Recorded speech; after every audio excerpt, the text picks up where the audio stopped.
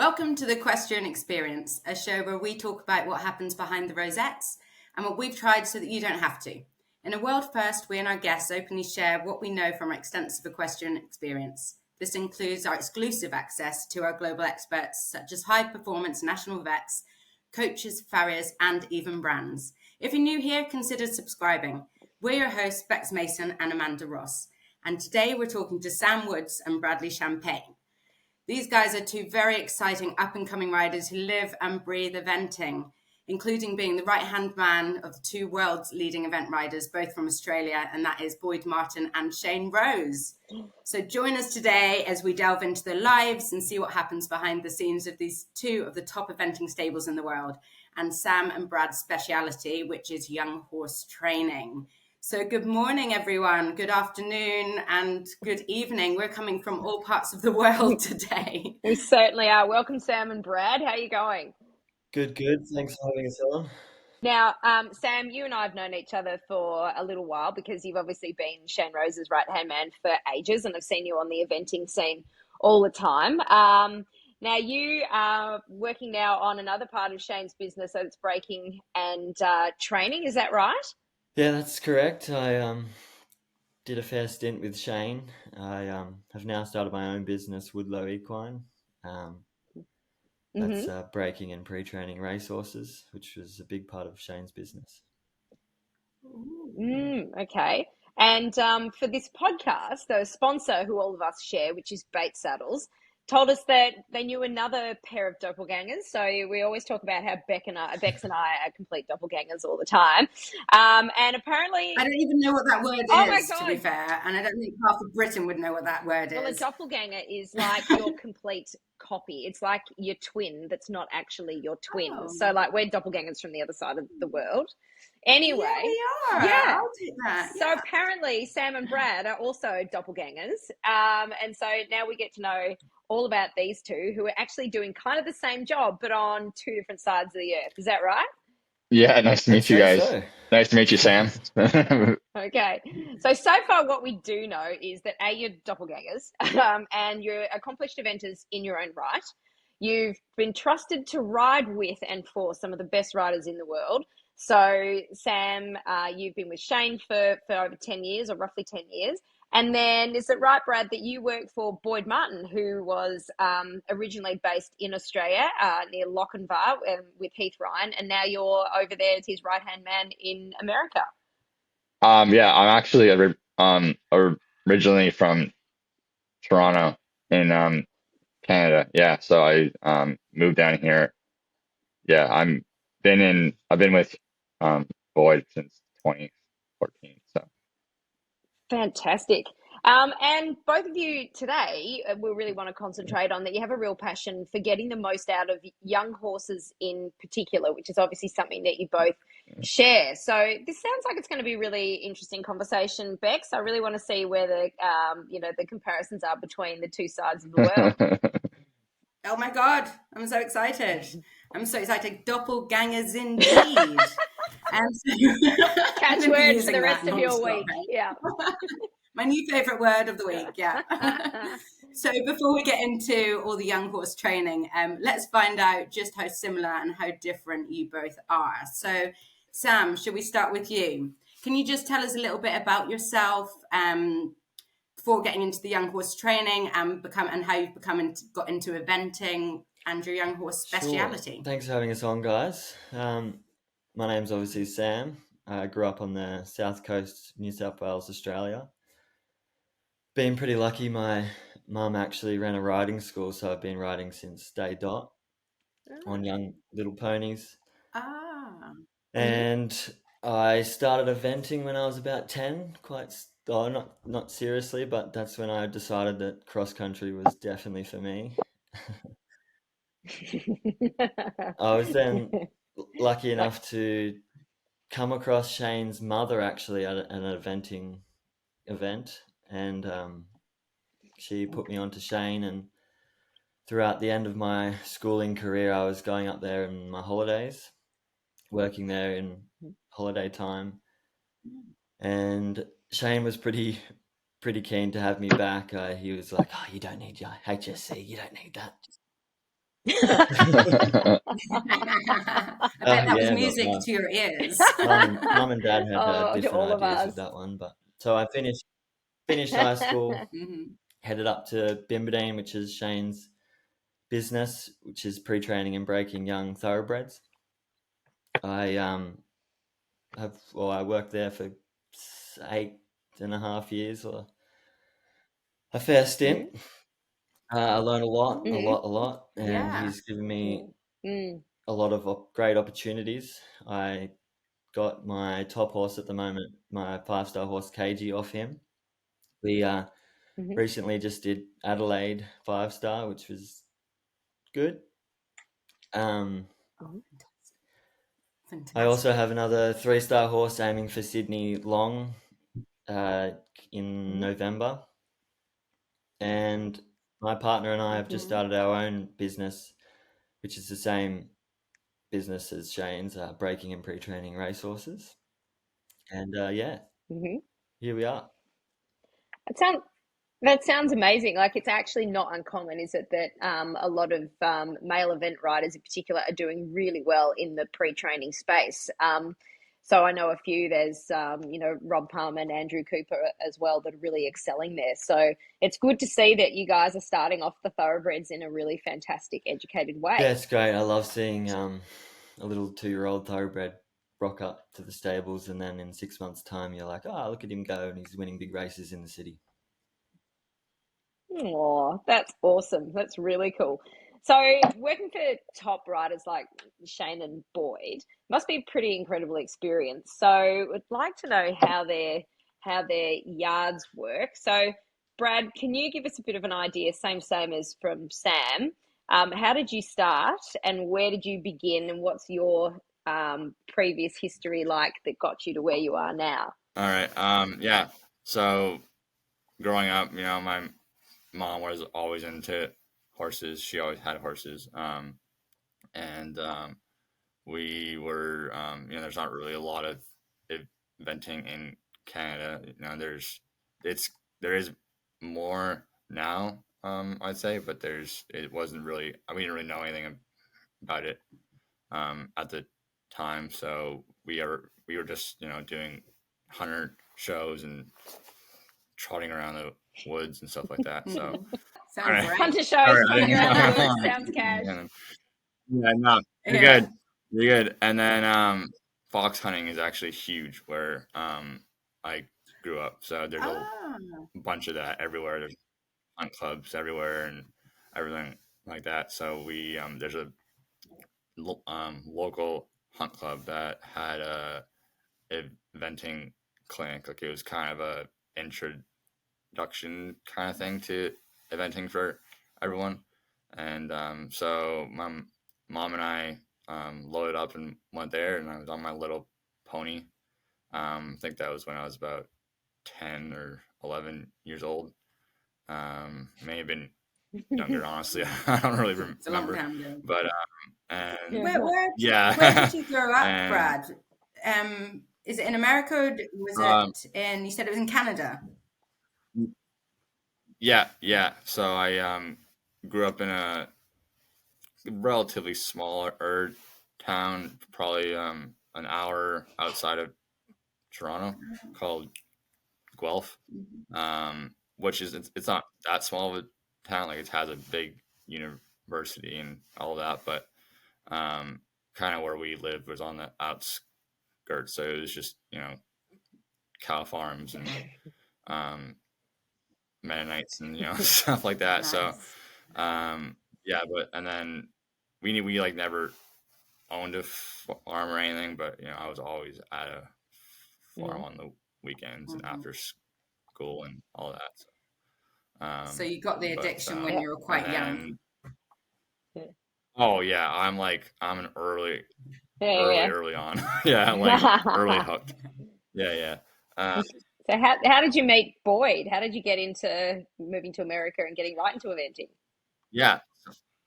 So I was obviously, I worked for a bunch of people in Canada just to, learn as much as possible and get like a really, good base and did everything. So I was working for someone in Canada. Then obviously because it's the wintertime there, like you can't really work in the wintertime to like train event horses. So everyone goes to Florida.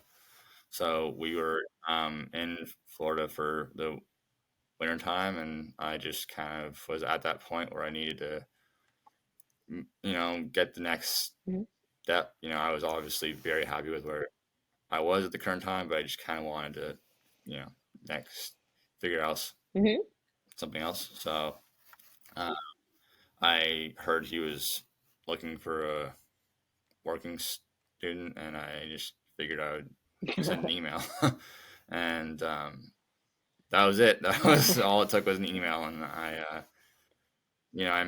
met with his head girl at the time, Lindsay Taylor, and she said, come on down. So I just had to, obviously with it being a different country, you have to figure out, immigration and visas and all that stuff.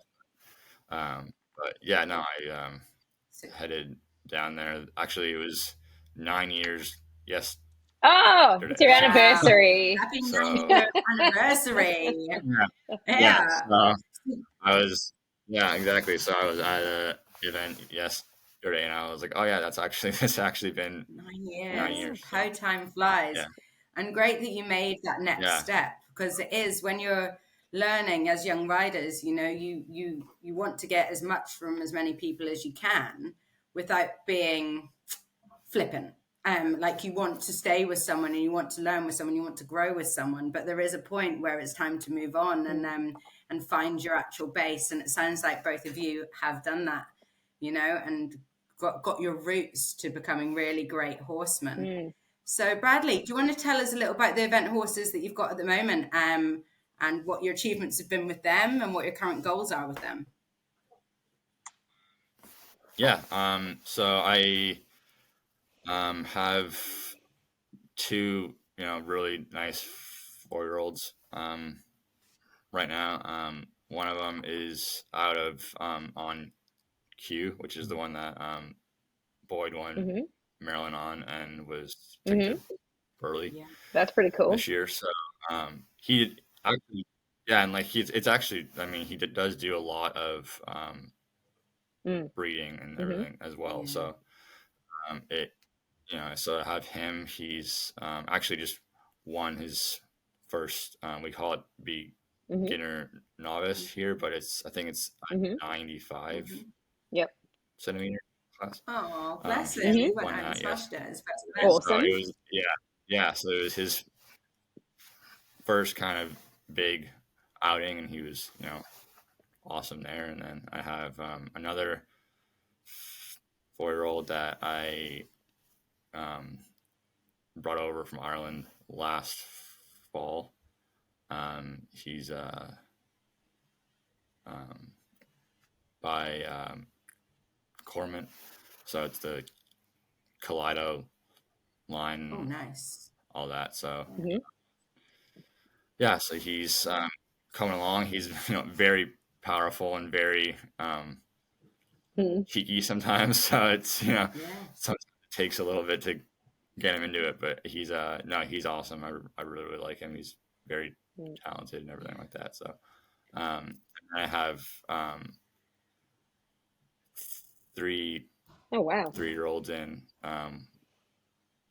One of them's on holiday, but so I had another one in, but that one went on holiday, and then the owner just kind of like swapped it out for another one. So and then I also help out a couple racehorse trainers with just it's kind of like I'd say it's a little bit what happens after they, if they are racing and they have a little bit of a mistake on the track, or they're not fast enough, or they the trainer kind of sends them over here, and I try to fix them or we Or just retrain decide, them. it's not.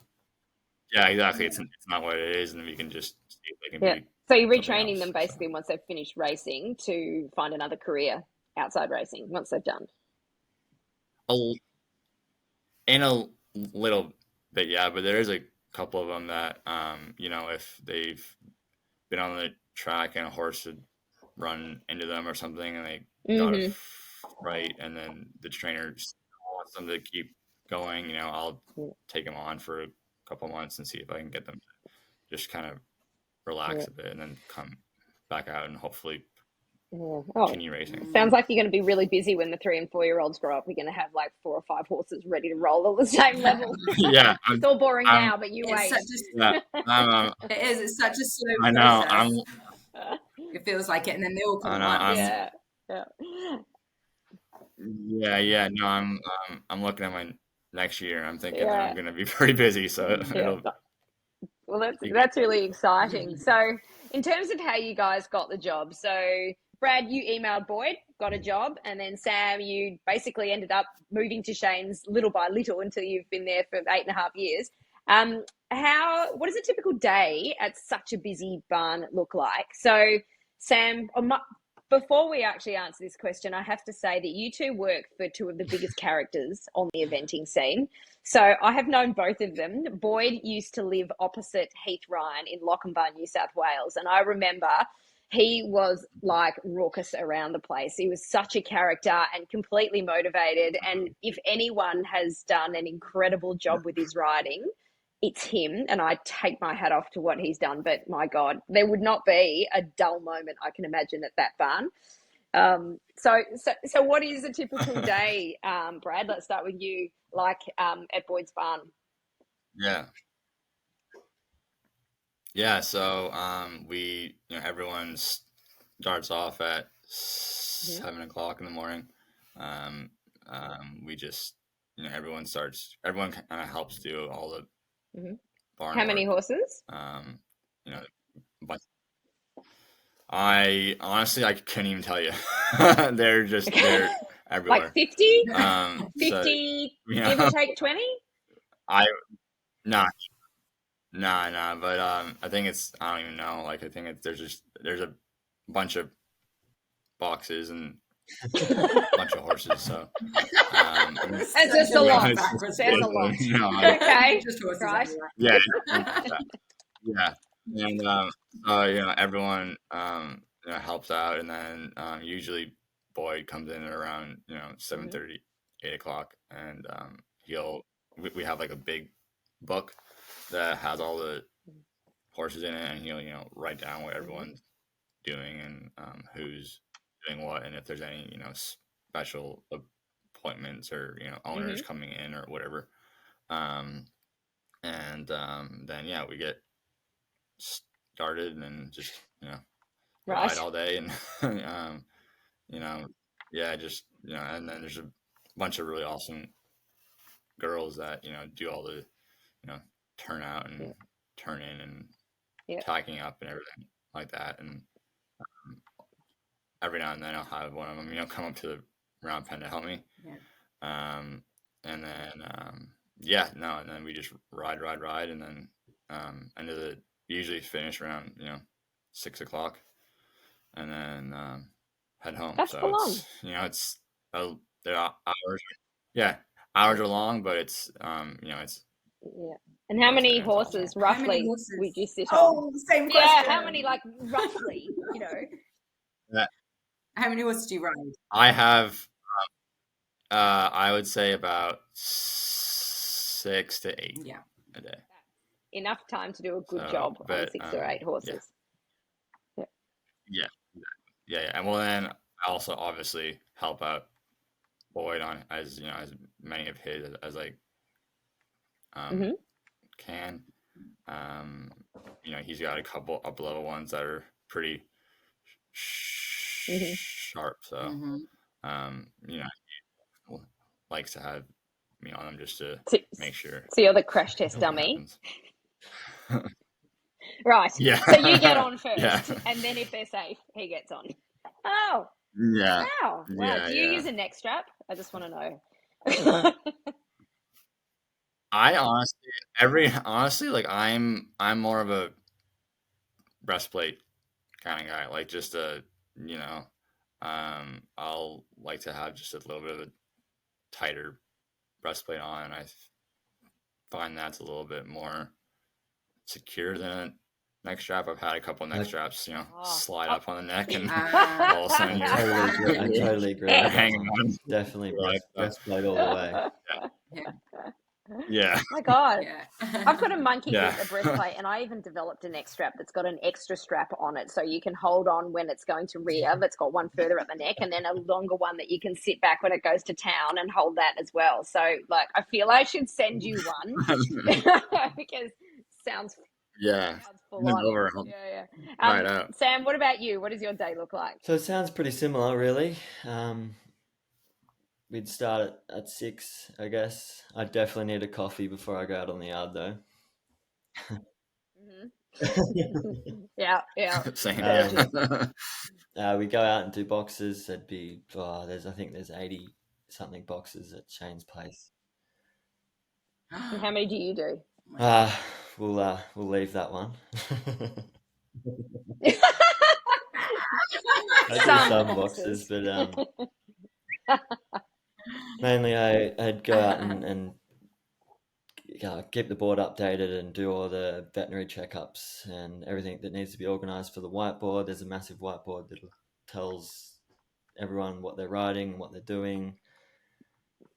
So first horses worked in the morning are normally pre-trainers. There'd be 20 pairs normally in the morning of pre-trainers. Then we'd move on to the racehorse breakers. Depending on what they're up to, they'd either be doing like groundwork stuff or other stuff in pairs as well. Then moving forward would be getting onto eventers at around lunchtime normally. So that racehorses take up about half the day. And normally we would ride 4 or 5 eventers.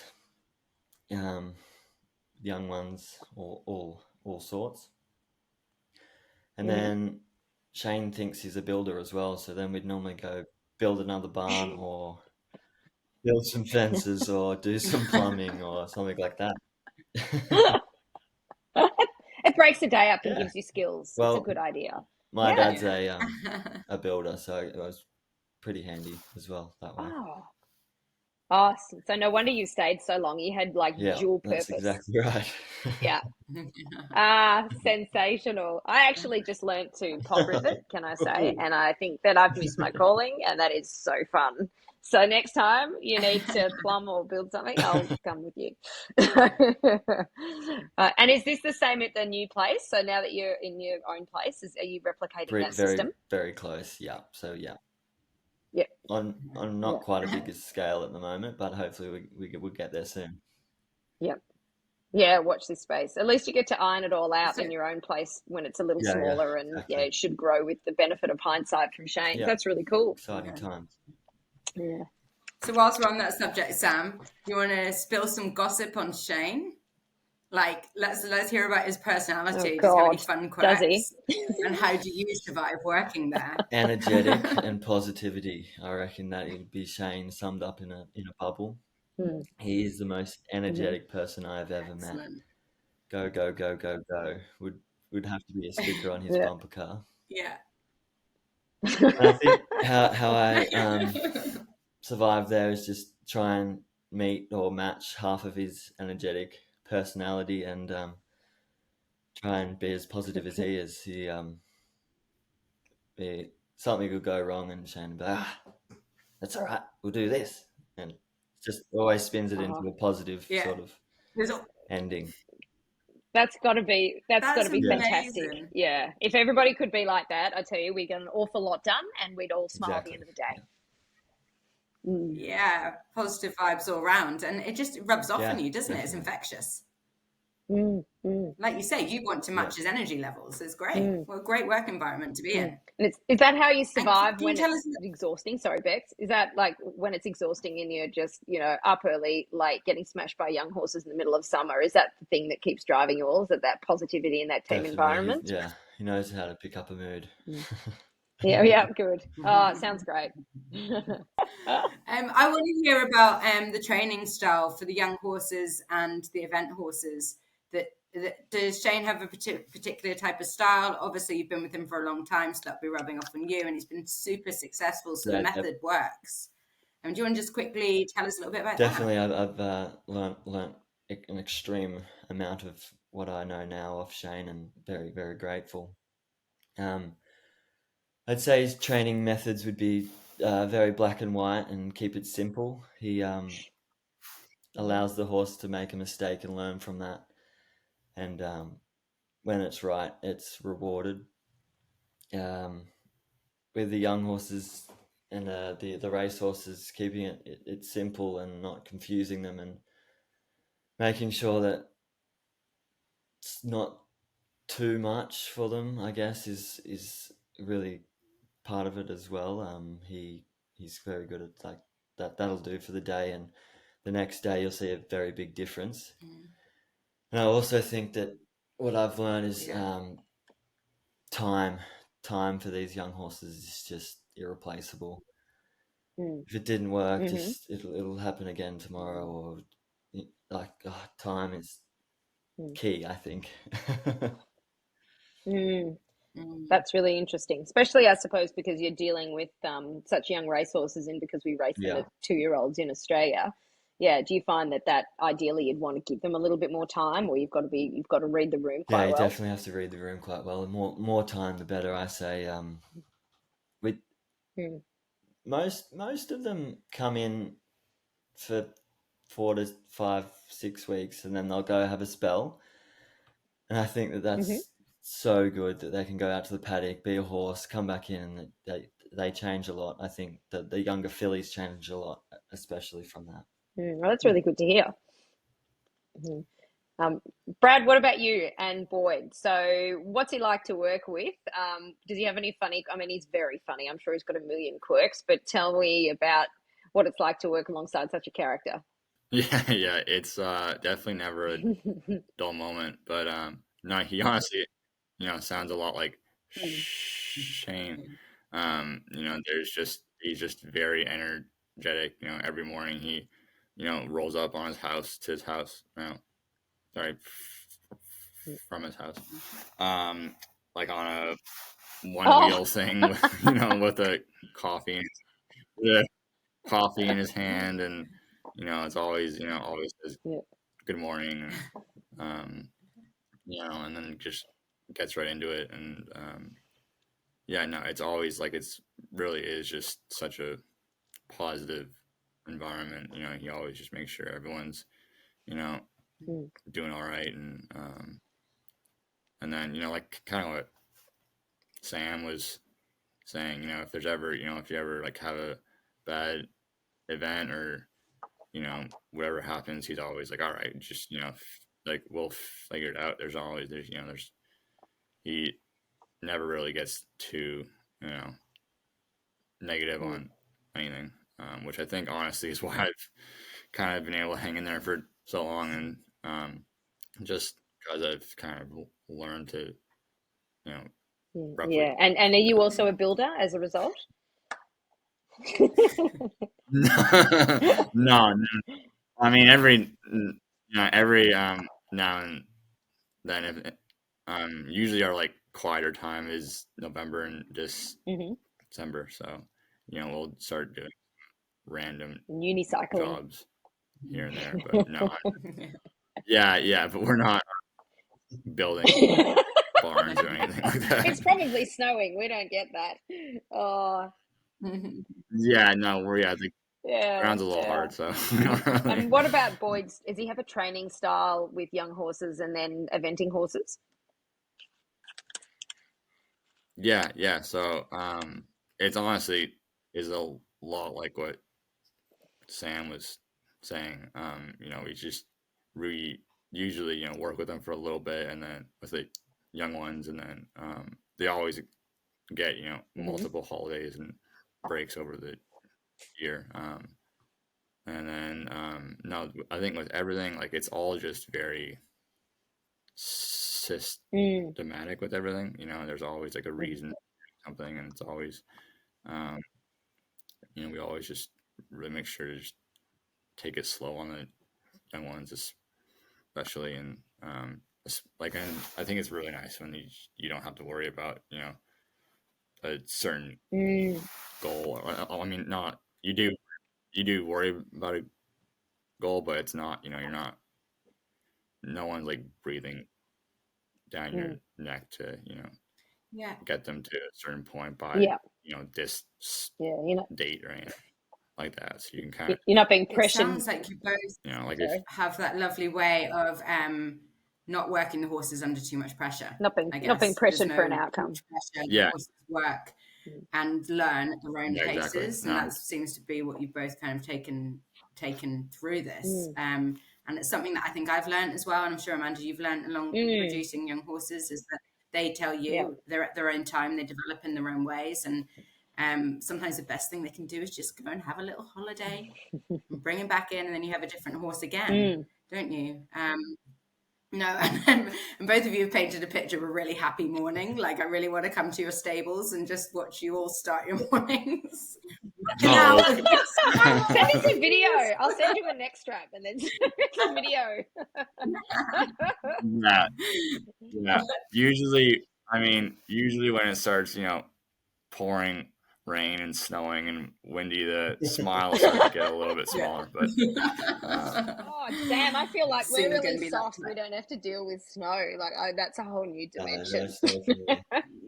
Yeah, you Aussies are soft. I'll give you that. It's coming into winter here soon, and I'm dreading it. Absolutely dreading it. No, it doesn't sound fun. And especially with young horses. Yeah, especially when they're young horses, you know, you've got to be consistent with them, isn't it? Because like, both of you do a lot of work with breaking in and training the young horses.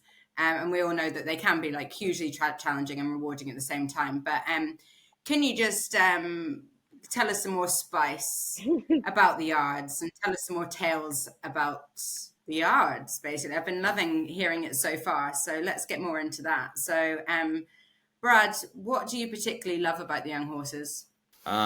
Honestly, I think it's the biggest thing is just like seeing them go from, you know, like a little weanling out in the field, and then, you know, you bring them in, their mane's all long and they're hairy, and their hind end's about 2 feet higher than their front end. I've got one like that at the moment. And then you know, you put them in the round pen, and then they start, you know, figuring everything out, and then it's just kind of like this process of them, you know, being from nothing and then turning into, you know, an actual event horse. And then you take them to an event, and they, you know, jump everything, and you're like, all right, well, you know, I actually did something right. I made this. You know, I think it's like all those big milestones, like their first jump and their first hack and their first, you know, all that is, you know, I think being the biggest part of that is probably the best part of it, honestly. And what do you think our listeners should be thinking about with their young horses? Well, I think it's honestly like what we've already been talking about, is just being as patient as possible. Like, you're not going to have the perfect ride every single day. You know, there's going to be days where you know, are thinking, why do I have this? It'd be so much easier to have a, you know, old advanced horse or whatever, you know. And it's it honestly, as I personally think, growing with a young horse is the most valuable thing. It certainly does make you appreciate, doesn't it? Like, when you buy or you see clients that are looking for a going horse, when you've bred something and started something, and you can't believe that thing with the long shaggy hair and the bum high back end, actually, like, you see how educated they end up being. I think I just think it's absolutely unbelievable, and you need to see it from the ground up to appreciate what wonderful animals they are and how incredible they are by the time they are experienced. Absolutely. Like I think that's just like the biggest part of it. Yeah, I think anyway. absolutely. If you have a young horse coming through, what do you look for in that young horse for it to be a nice event horse or a good event horse? What qualities will you look for? Yeah, what are your top 3 qualities in a good young event horse? I want, like, the mind has to be trainable and willing and smart. You know, like if they're just want to be naughty every day in and out, it's going to be harder and harder to make them into something. Obviously, you can work on that, but I think there's obvious if they have a naturally willing mind, it's going to make your job 100% isn't it easier. So, and then I think they have to kind of have that look about them, like it's hard to kind of explain, but when you look at one and you just know that they're gonna have like the X factor, something special. Yeah, like it's that. I mean, I'm sure Sam kind of knows what I'm talking about, but like it's that factor where you just know that they've got something in them that's gonna make them into a proper horse. And it's and like a presence, isn't it, or a look in their eye? It's like a yeah. They just have to like, and sometimes it takes them a little bit longer to get that, but and then I think just because in eventing it is such a long and enduring sport, they just have to be able to hold up.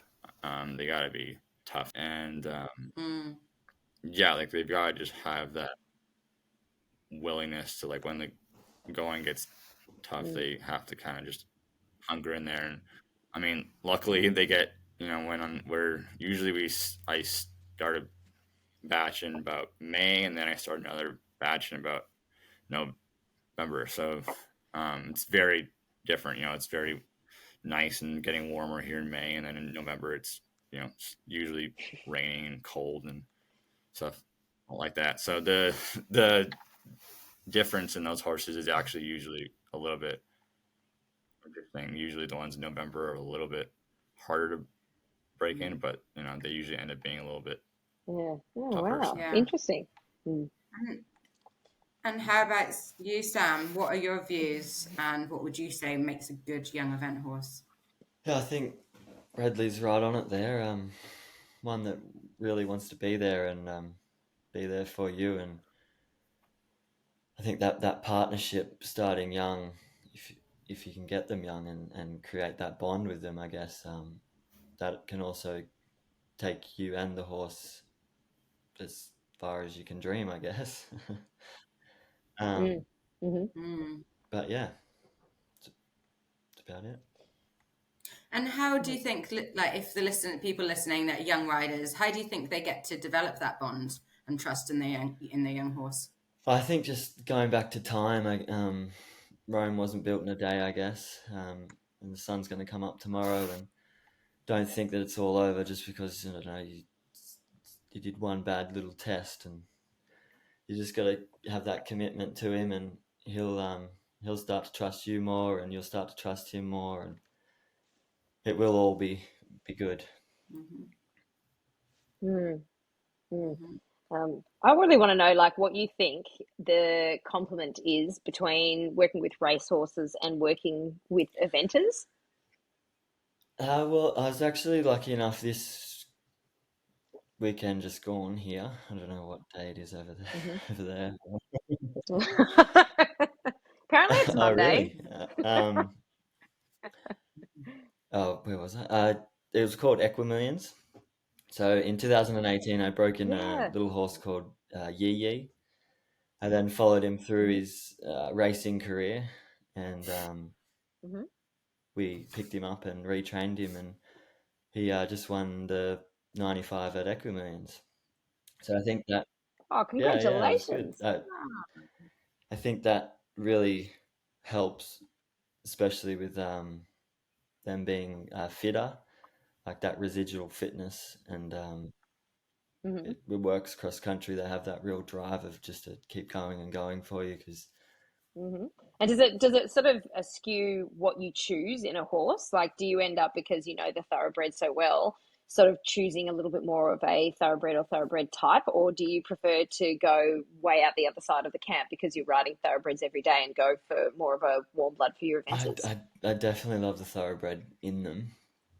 I don't think you can replace that cross country, that gallop and that will to just carry on and carry on and carry on. I think that's definitely what they need to be thinking when you're up at the tip top trying to compete at Burleys and badmintons and things like that. Definitely helps. Yeah, for sure.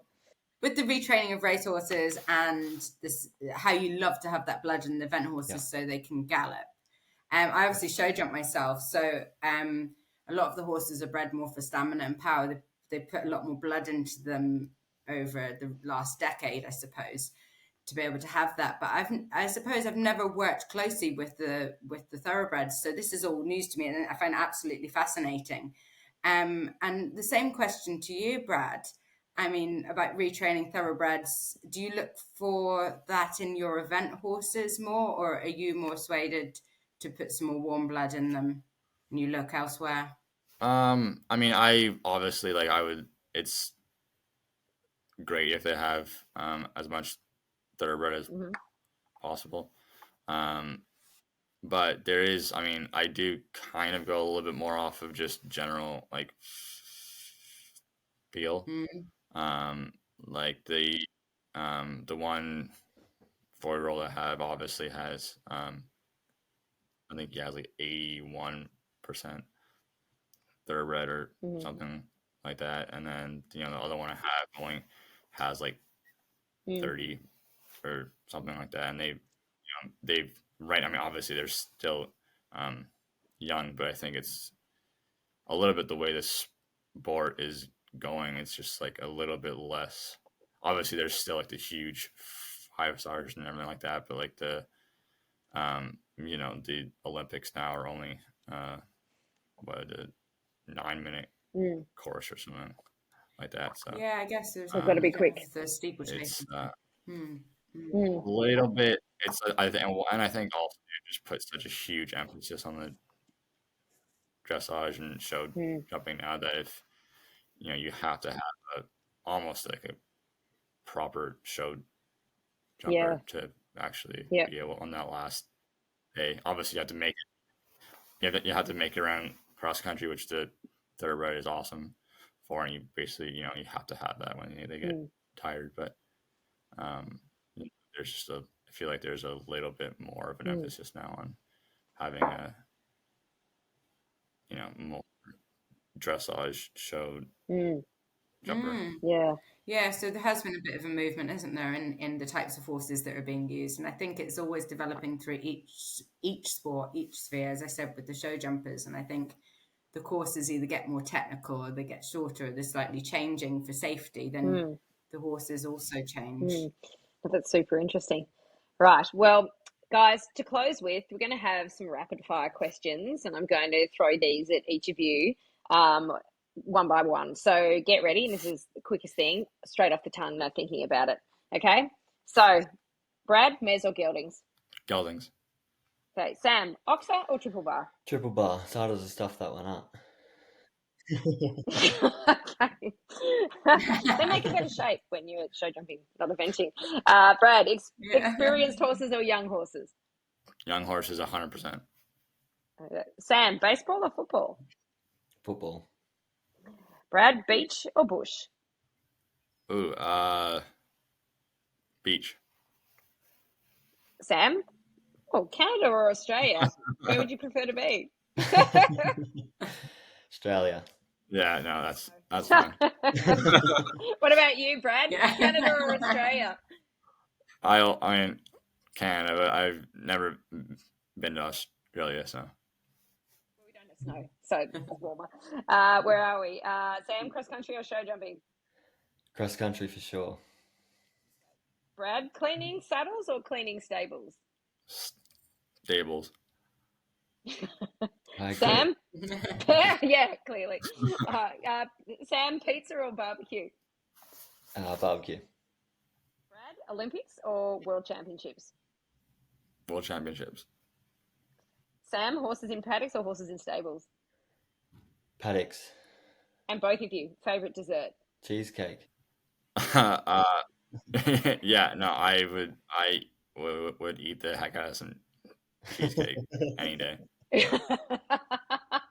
Good to know. We'll have to send you a purple Bates cheesecake. Yes. Oh my god. Well, that's so fun. Thanks so much, guys, for coming on, and we'll wind it up now because we've spoken to you for so long and it's been amazing.